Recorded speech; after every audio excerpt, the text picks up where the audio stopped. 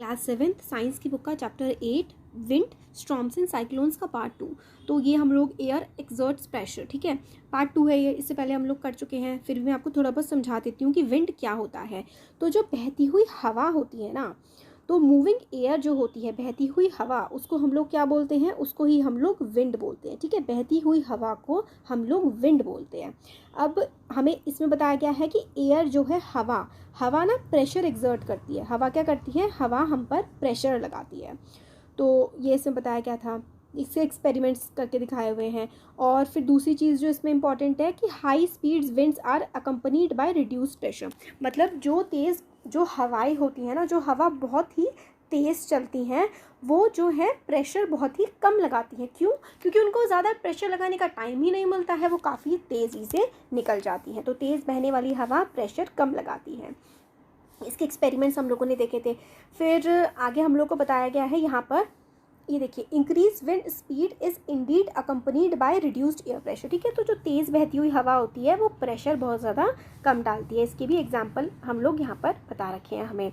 और ऐसे इलाके जहाँ पर एयर प्रेशर बहुत ज़्यादा होता है, to the region where air pressure is low. अच्छा, ठीक है, यहाँ पर ये बताया गया है एयर कहाँ से कहाँ को बहती है। तो देखिए, एक जगह है जहाँ पर प्रेशर बहुत ज़्यादा हाई है और एक जगह है जहाँ पर प्रेशर बहुत ज़्यादा लो है, ठीक है। तो हवा जो है वो हाई प्रेशर वाले इलाके से लो प्रेशर वाले इलाके में बहती है। ये आपको बिल्कुल मतलब याद कर लेना है, एग्ज़ाम में बहुत ज़्यादा पूछा जाता है कि air moves from high pressure area to low pressure area. और हाई प्रेशर एरिया कौन से होते हैं? जो कोल्ड रीजन होते हैं ना, जो इलाके ठंडे होते हैं वो हाई प्रेशर के होते हैं, और जो इलाके गर्म होते हैं, हॉट होते हैं, वो इलाके लो प्रेशर के होते हैं, ठीक है। तो मतलब जहाँ पर गर्मी ज़्यादा होगी ना, वहाँ पर प्रेशर जो है वो कम होगा। तो हवा जो होती है वो कहाँ से कहाँ? Air moves from high pressure area, ठीक है। Air moves from the region where the pressure is high to the region where the pressure is low, ठीक है। तो ये हम लोगों ने पढ़ा था। अब हम लोगों को नेक्स्ट बताया गया है एयर एक्सपैंड्स ऑन हीटिंग।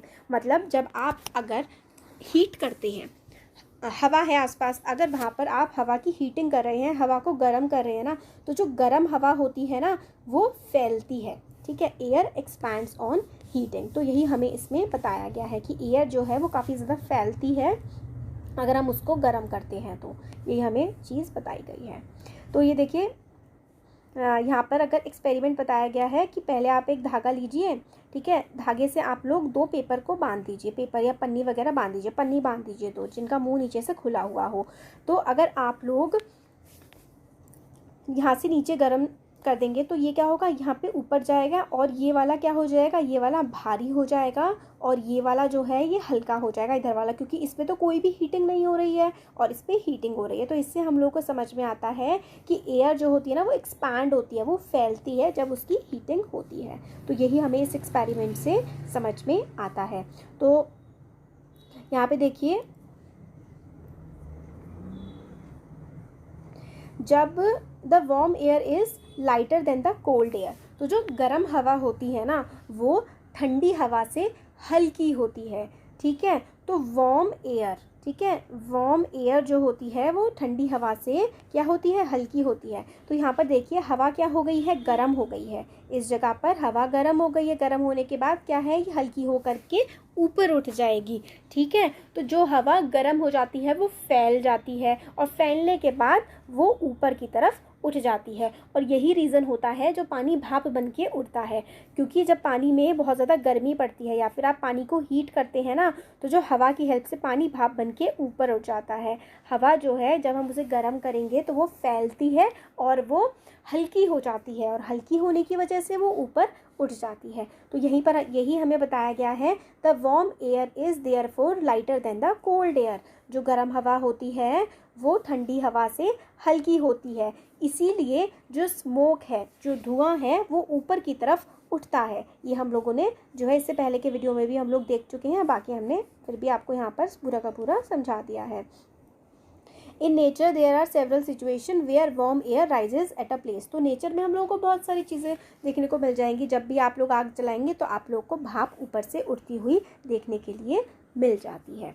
अब आगे देखते हैं, wind currents are generated due to uneven heating of the earth. Wind currents, wind current थोड़े ना कोई लगता है, बस इसमें नाम दिया गया है कि जो विंड जो है ना वो किस तरीके से मूव करती है, uneven heating of the earth. Uneven heating का मतलब होता है अर्थ पर एक जगह ठंडी होती है और एक जगह गर्म होती है। तो जो ठंडी जगह होती है ना, वो जो होती है ठंडी जगह पर से एयर जो है वो गर्म जगह की तरफ मूव करती है। तो सपोज़ करिए कोल्ड जगह है और ये वाली हॉट जगह है, ठीक है, तो जो हवा मूव करेगी ना वो कोल्ड से हॉट की तरफ मूव करती है। तो देखिए यहाँ पर विंड्स, अब हम समझते हैं, wind currents are generated due to uneven heating on the earth. तो विंड करंट्स जो कैसे जनरेट होते हैं, जो हमारी अर्थ होती है ना उसमें काफ़ी ज़्यादा अनइवन हीटिंग होती है। कैसे, देखिए, uneven heating between the equator and the poles. तो आपको थोड़ा सा ज्योग्राफी में जाना पड़ेगा। यहाँ पर देखिए ज़रा, हमारी अर्थ है ये, ठीक है, ये हमारी अर्थ है, सॉरी अच्छे से बनाते हैं, ये हमारी अर्थ है, ठीक है, बीचों बीच ना हमारी अर्थ के होता है इक्वेटर, ठीक है, आप लोगों ने क्लास 6 में पढ़ा होना चाहिए। बीच में इक्वेटर होता है, ऊपर होता है हमारा नॉर्थ पोल और नीचे होता है हमारा साउथ पोल। तो जो हमारे पोल्स होते हैं ना, और ये हमारा जो सन है, ठीक है, सन वैसे बड़ा होता है उससे, तो जो सन की लाइट होती है ना वो डायरेक्ट हमारे इक्वेटर पर पड़ती है सीधी, और हमारे पोल्स पर ना ऐसी टेढ़ी टेढ़ी पड़ती है और उसको ज़्यादा लंबा डिस्टेंस भी कवर करना पड़ता है।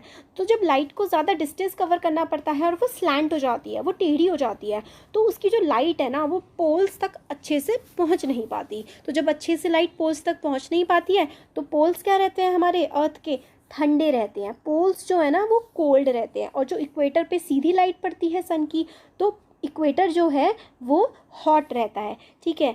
और जहाँ पर गर्मी होती है, हॉट जगह पर जो हवा होती है ना वो हल्की होती है। थोड़ी देर पहले हम लोगों ने देखा था, जहाँ पर हवा हल्की होती है तो वो क्या होती है, एक्सपैंड करती है और वो ऊपर उठ जाती है। तो जहाँ पर हॉट रीजन में एयर क्या होती है, हॉट इलाका है, अगर एरिया जो है वो हॉट है तो उसमें क्या होगा, एयर ना क्या हो जाएगी, लाइट हो जाएगी, एयर हवा हल्की हो जाएगी और वो एक्सपैंड भी करेगी, ठीक है। तो लाइट जो है, सॉरी, एयर हमारी लाइट हो जाएगी, एक्सपैंड करेगी। और अगर हमारा रीजन पोलर है, पोलर यानी कि कोल्ड रीजन है, कोल्ड रीजन में हवा जो है वो हैवी हो जाती है और सिकुड़ जाती है।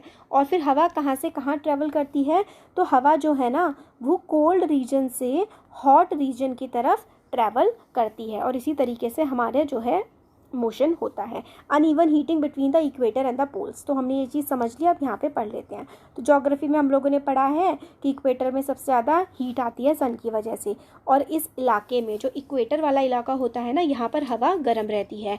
तो जो गर्म हवा होती है वो राइज करती है, और जो कूलर हवा होती है ना, जो ठंडी हवा होती है, वो क्या करती है, वो इक्वेटर की तरफ मूव करके आ जाती है। जो पोल्स हैं, ठीक है, पोल्स है ये, और बीच में है इक्वेटर। तो ठंडी हवा, इक्वेटर वाली हवा तो ऊपर उठ गई, तो जो पोल्स वाली हवा होती है ना वो पोल से हट करके इक्वेटर की तरफ को मूव करके आ जाती है।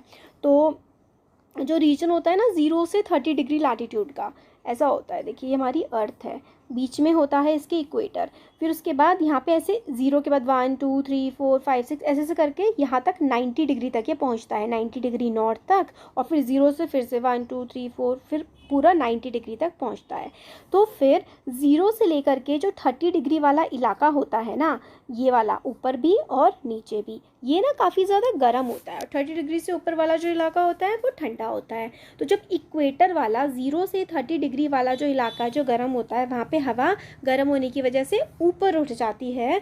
तो उससे क्या होता है, ऊपर उठ गई हवा, अब जो ठंडी हवा है, यहाँ पर ठंडी हवा है, यहाँ पर ठंडी हवा है, तो ठंडी हवा ना इस जो गर्म हवा ऊपर उठ जाती है, इस गर्म हवा की आकर के फटाफट से ठंडी हवा जगह घेर लेती है, और इसी तरीके से हमारे अर्थ पे हवा घूमती है। तो these winds blow from the north and the south toward the equator. तो देखिए ये अर्थ है, ये ऊपर वाला नॉर्थ होता है, नीचे वाला साउथ होता है।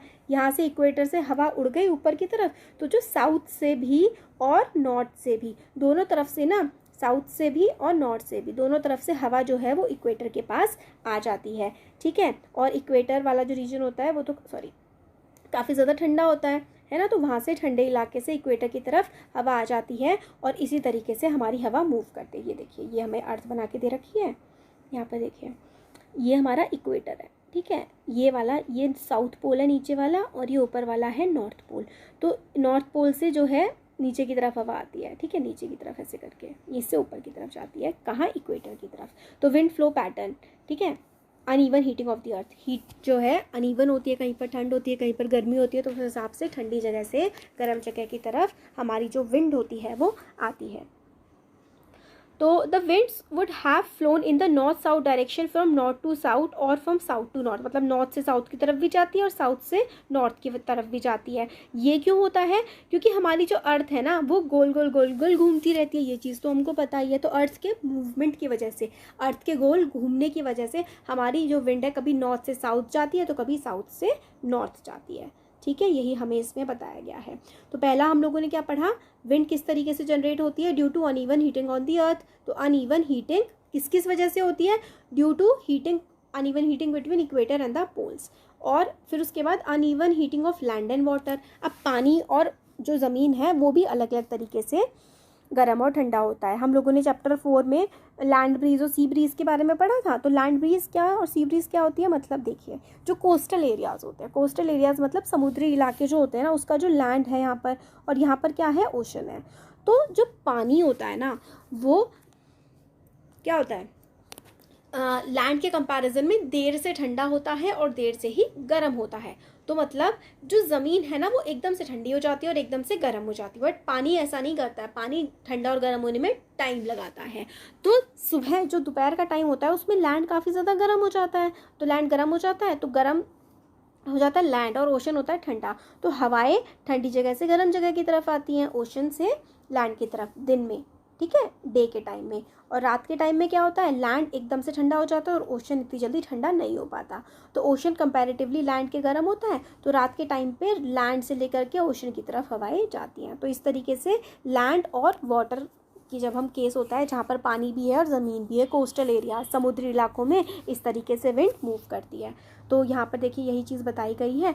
जब गर्मियों का समय होता है ना इक्वेटर के पास, तो लैंड जो है वो एकदम फटाफट से जो है वो गर्म हो जाता है, ज़्यादातर जो है वो गर्म रहता है लैंड, ठीक है। और लैंड जो होता है, लैंड यानी कि जो ज़मीन होती है ना, वो ज़मीन ज़्यादा जल्दी गर्म हो जाती है अगर हम पानी के कंपैरिजन की बात करें। पानी से अगर हम ज़मीन को कंपेयर करें तो ज़मीन जल्दी गर्म और ठंडी हो जाती है। गर्मियों में ज़मीन ज़्यादा गर्म हो जाती है, तो क्या होता है, air over the land gets heated and rises up.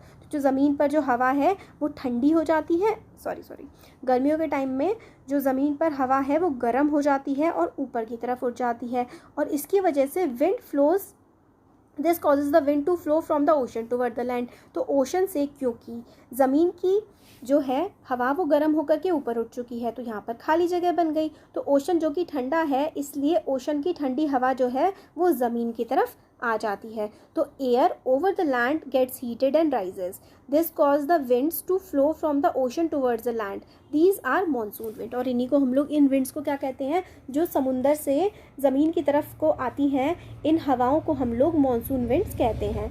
Monsoon शब्द जो है वो अरबी शब्द मौसम से बनाया गया है, जिसका मतलब होता है सीज़न। विंड, और ये सब गर्मियों के टाइम में होता है। गर्मियों के टाइम में ओशन से जो है वो हवा आती है, समर्स में, ठीक है, समर्स में ओशन से लैंड की तरफ हवा आती है, और विंटर्स में क्या होता है, लैंड से ओशन की तरफ हवा जाती है। तो सर्दियों के टाइम पे रिवर्स हो जाता है और लैंड से ओशन की तरफ हवा हमारी जाने लगती है।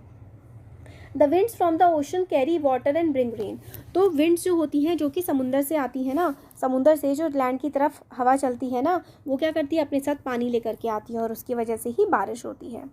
तो मॉनसून विंड्स कैरी वाटर, और बारिश पड़ जाती है। क्लाउड्स जो हैं, clouds bring rain and give us happiness. जब बारिश पड़ती है तो सबको अच्छा लगता है। फार्मर्स जो होते हैं हमारी कंट्री के किसान बहुत ज़्यादा डिपेंड करते हैं अपनी फसलों की कटाई के लिए, किस पर, बारिश पर, ठीक है। काफ़ी सारे गीत संगीत भी होते हैं बारिश से रिलेटेड। अब आगे आता है, ये सॉन्ग दिया गया है बारिश का। अब बारिश के साथ साथ आप लोगों को कई बार थोड़ी रेन से दिक्कतें भी हो जाती हैं। जब बहुत ज़्यादा रेन पड़ने लगती है ना, दिक्कतें जैसे कि इंसान की लाइफ को भी हो जाती है। कई बार थंडर स्टॉर्म्स और साइक्लोन्स भी आ जाते हैं। अब थंडर स्टॉर्म्स और साइक्लोन्स क्या होते हैं ये भी अब हम देखते हैं। कई बार बारिश की वजह से बहुत दिक्कतें हो जाती हैं। मानसून का पैटर्न है कि देखिए, ओशन, यहाँ पे ओशन है ना, ओशन से किस तरीके से गर्मियों में जो है हमारे देश की तरफ हवाएं जा रही हैं, और सर्दियों में देश से, हमारे लैंड से समुद्र की तरफ हवाएं जाती हैं, ठीक है। समर के टाइम में, और ये देखिए ये वाला समर के टाइम का है, ये वाला विंटर के टाइम का है। ये हमारे देश में हमें मौसम के बारे में कौन बताता है? मौसम विभाग, इंडियन मेट्रोलॉजिकल डिपार्टमेंट, जो कि नई दिल्ली में है। ठीक है, नई दिल्ली में जो इंडियन मेट्रोलॉजिकल डिपार्टमेंट है उसने डेटा हमें बताया है। अब ना वीडियो बहुत बड़ा हो जाएगा क्योंकि थंडरस्टॉर्म एंड साइक्लोन वाला जो है ना वो मेरे को बहुत ही अच्छे से समझाना है आपको, ताकि मतलब है ना। फिर उसके बाद हम लोग ये विंड्स वगैरह की अभी देखेंगे, हरिकेन, टाइफून, तो ये ना हम नेक्स्ट वीडियो में देख लेते हैं। नेक्स्ट वीडियो भी ठीक है, उसमें अच्छे से समझाऊंगी मैं आपको, क्योंकि फिर आपका आगे जा करके 9th क्लास में भी यही सेम चीज़ आप लोगों को समझने के लिए आएगी। तो यहीं पर आप लोग अच्छे से समझ लेंगे ना, तो आगे तक के कॉन्सेप्ट्स आपके क्लियर हो जाएंगे। तो अब हम नेक्स्ट वीडियो में देखेंगे, ठीक है, ये आगे का चैप्टर। तो कैसा लगा वीडियो ज़रूर बताइए, अच्छा लगा तो लाइक करिए, चैनल को सब्सक्राइब करिए, अपने फ्रेंड्स के साथ शेयर करिए। Thank you.